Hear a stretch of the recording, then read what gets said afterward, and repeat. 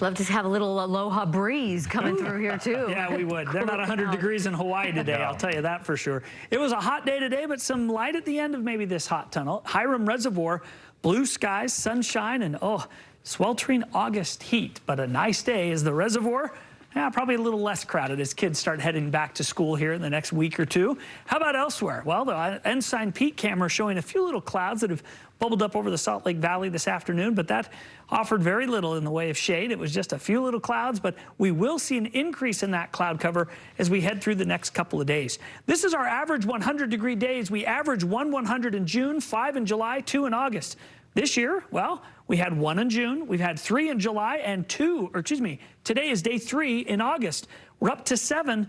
Well, the annual average is 8. Tomorrow will be day 8. So we're actually pretty par for the course. Even though today was a record, we haven't seen a ton of 100s this year, and we'll wait and see how the whole year ends up. But Great Falls, they're not supposed to be seeing any 100s. Talking about some crazy heat all the way up into southern parts of Canada today.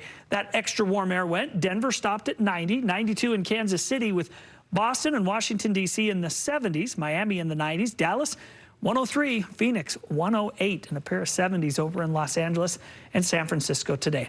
Fillmore, it's 97 right now. Cedar City is 95. St. George at 103. A little bit of cloud cover and a little bit of cumulus trying to develop. Radar is picking that scan up. A lot of that moisture is aloft and not reaching the ground, but it's definitely trying to build.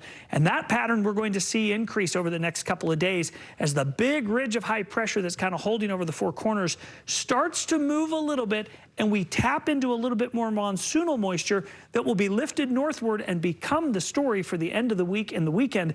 We've been waiting for this all summer long, and if we can actually get it to materialize, it's going to bring rain, it's going to bring relief to fires and firefighters, it's going to increase humidity and hopefully produce some good rains. Now, Wednesday, Thursday, little buildups. Each day gets a little bit more prominent, or the potential for more rain gets a little bit there. Friday, we start to see, I think, some measurable rain across parts of central southern Utah, but it's really Saturday, Sunday, and even into Monday that the deepest moisture arrives and the best potential for heavy rains will move in, and that would be a welcome thing.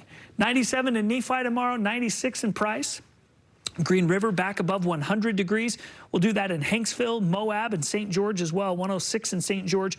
Mesquite will go to 109. And looking at the 7-day forecast, we've still got a bit of a climb from 106 to 108. Then we start to trend back down. 30% chance of some storms Friday, 40% chance Saturday. And then we've got thunderstorm potential over 50% on Sunday, Monday, Tuesday. And the temperatures drop into those low 90s. Northern forecast, Logan tomorrow, flirting with 100. Tremont will do the same at 99, 102 in Spanish Fork. Salt Lake will go to 100 degrees for the 8th time this year, and Provo will hit that as well after starting the day at 71. 7-day forecast, those 100s, just one of them. Then we're in the mid to upper 90s, and then the weekend gets here and temperatures drop. By Monday, Tuesday, highs in the 80s, lows in the 60s, and there's actual rain in that forecast. I thought we'd lost that icon, but obviously it's still there, and it's going to be awesome. It gives you something to do back there, right? Finally. All right, thanks, Kev.